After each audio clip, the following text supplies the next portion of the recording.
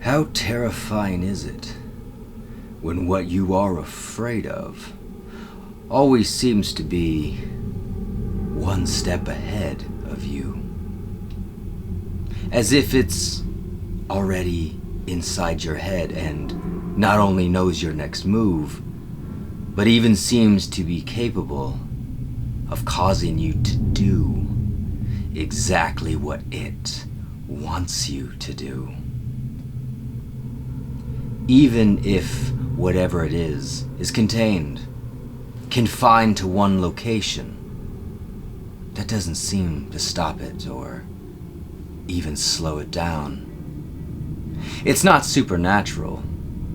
It's just highly intelligent.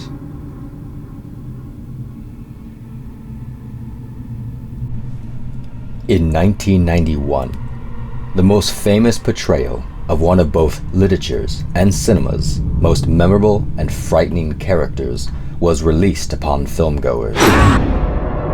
Dr. Hannibal Lecter. Hannibal the Cannibal. In Silence of the Lambs. Directed by Jonathan Demme. Portrayed by Anthony Hopkins, who would go as far as to win an Academy Award for bringing this brilliant character to life. Dr. Hannibal Lecter is among the most iconic faces in all of horror, and this honor is well deserved. Silence of the Lambs tells the thrilling and dramatic story of the FBI using one serial killer to try and locate another. It rubs the lotion on its skin. It does this whenever it's told. When head of bureau Jack Crawford sends agent in training Clarice Starling to interview Hannibal, in hopes that he will lead them to the insight they are looking for. Jack Crawford sent a trainee to me. Clarice, who is honored, but all the same confused and a little bit frightened, accepts. Her journey to meet him is quite memorable, as she learns more details about the horrifying man. July 8, 1981, he complained of chest pains and was taken to the dispensary. His mouthpiece and restraints were removed for an EKG. When the nurse leaned over him, he did this to her. The doctors managed to reset her jaw, more or less, save one of her eyes. His pulse never got above 85, even when he ate her tongue. Then, upon meeting Hannibal face to face, we begin a highly intense and suspenseful story of not only the pursuit of serial killer Buffalo Bill, but also of Hannibal's unsettling fascination with Clarice Starling. And what follows is a film that I cannot recommend enough.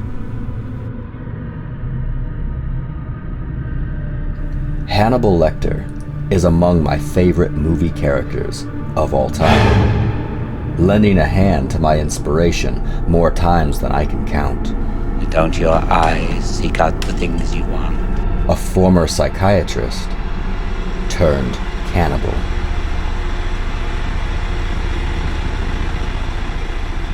During the film, however, he is confined in a prison cell, but this hardly makes him any less dangerous. His intellect allows him to find opportunities to often get him exactly what he desires. Sure.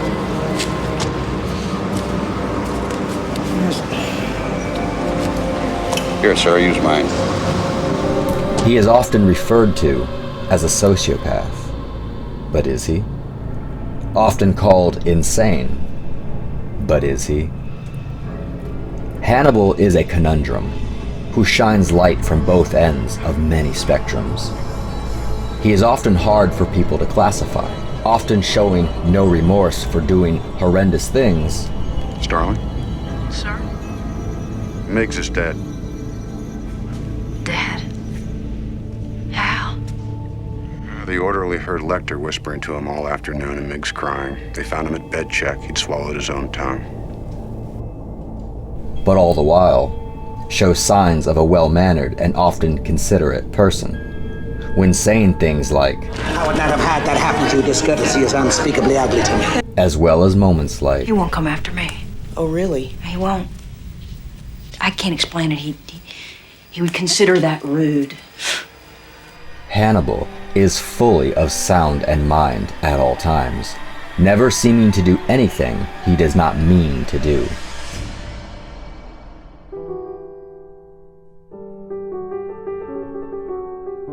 His cunningness is uncanny, but always precise.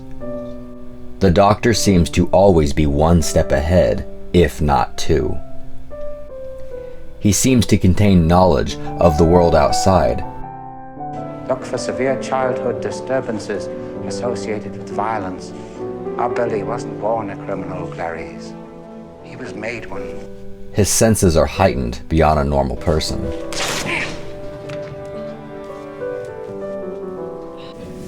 Your bleeding has stopped. How did you? It's nothing. It's just a scratch. He is undoubtedly evil. He is undoubtedly dangerous. But he is also undoubtedly a genius that when confronted in any type of mental battle, you have lost before you are even greeted. The man will read you like a story and confront you with your own past and often what you are thinking. You still wake up sometimes, don't you? You wake up in the dark and hear the screaming of the lambs. Yes. And you think if you save poor Catherine, you could make them stop, don't you? You think if Catherine lives, you won't wake up in the dark ever again to that awful screaming of the lambs. And even behind glass, you feel as though he could reach out and grab you at any given moment. Clarice Starling, played incredibly by Jodie Foster, who also won an Oscar for this role, gives us an incredible counterpart role for Hannibal. It excites him. Most serial killers keep some sort of trophies from their victims. I didn't. No, you ate yours. The two actors show as much chemistry together as the two written characters do within the story, and it is fascinating to watch these two iconic characters whenever they are face to face, like in tonight's scene.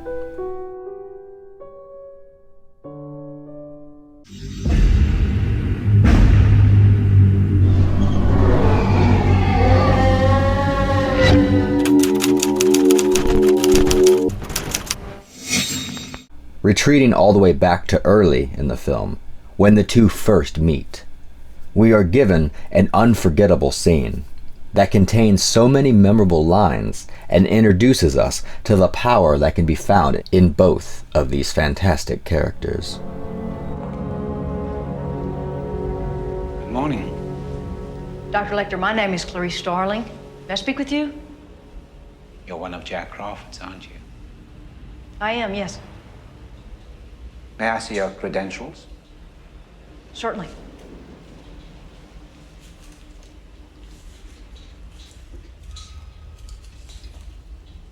Closer, please. Closer.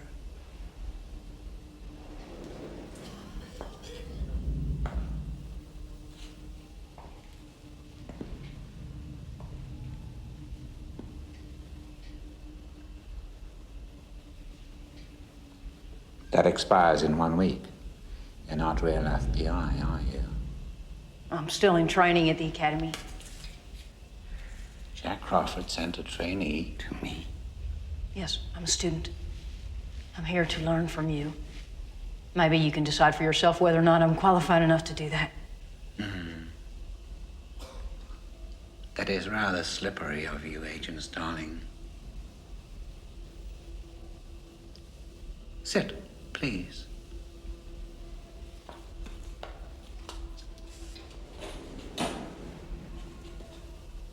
Now then, tell me, what did Miggs say to you? Multiple Miggs in the next cell.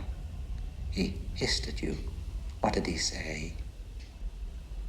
He said, I can smell your cunt. I see. I myself cannot.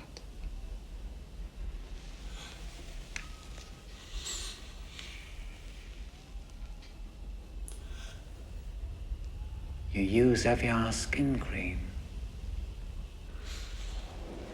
And sometimes you wear lead at home. But not today. Did you do all these drawings, Doctor? Ah.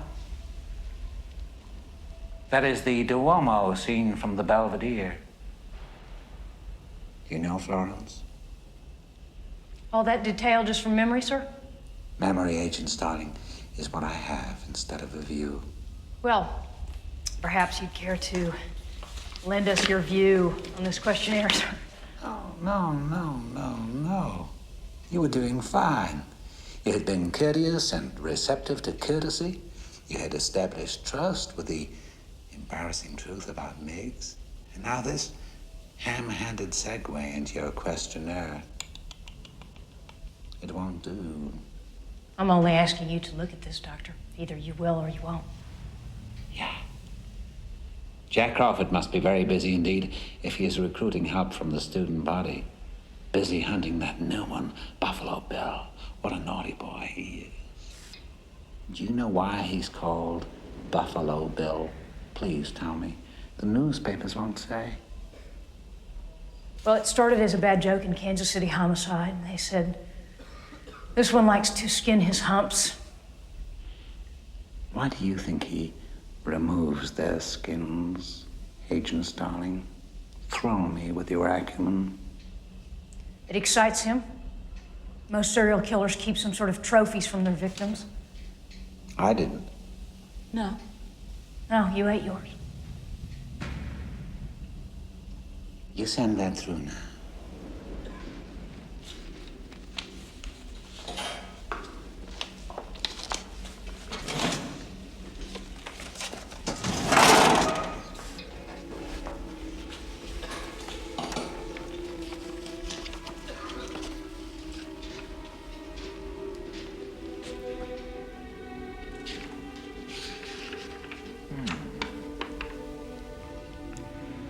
Oh, Agent Starling, you think you can dissect me with this blunt little tool? No, I thought that your knowledge... You're so ambitious, aren't you? Do you know what you look like to me with your good bag and your cheap shoes? You look like a rube. A well-scrubbed, hustling rube with a little taste. Good nutrition's given you some length of bone, but you're not more than one generation from poor white trash, are you, Agent Starling? And that accent you've tried so desperately to shed, pure West Virginia. What does your father do? Is he a coal miner? Does he stink of the land? You know how quickly the boys found you, all those tedious, sticky fumblings in the backseats of cars, while you could only dream of getting out, getting anywhere, getting all the way to the apple pie. You see a lot, Doctor. Or are you strong enough to point that high-powered perception at yourself? What about it? Why don't you look at yourself and write down what you see? Maybe you're afraid to.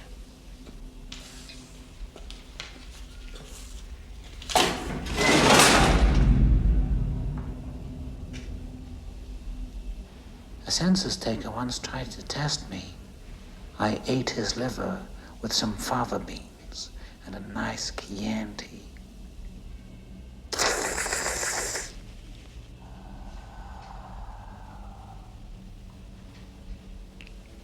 You fly back to school now, little Starling.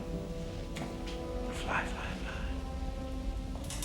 This scene is incredibly iconic, and had audiences dead silent with anticipation as to where the film would take us next, and how much of these two characters would see of each other. Clarice Starling gives us a truly relatable character, whose story is often revealed to us through the insight of Hannibal Lecter, forcing Clarice to deal with her own personal demons and confront them.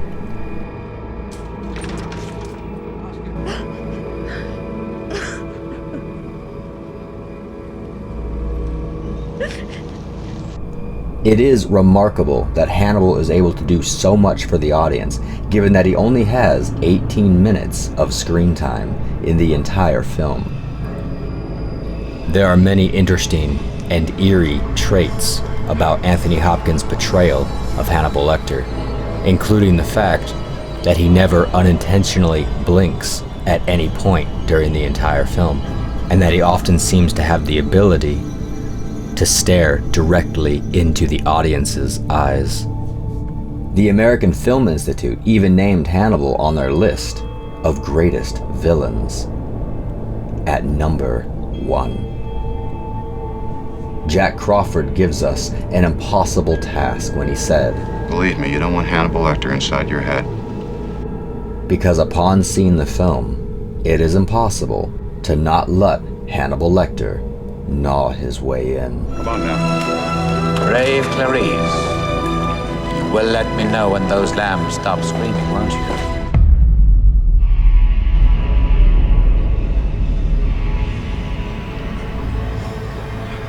Anthony Hopkins' portrayal of Dr. Hannibal Lecter was another game changer for me personally. A character that truly became inspiring to me early on in my love of horror. In fact, I even got to play Hannibal Lecter in a stage production once. And of course, most of my inspiration for the character had to be borrowed from Anthony Hopkins' portrayal.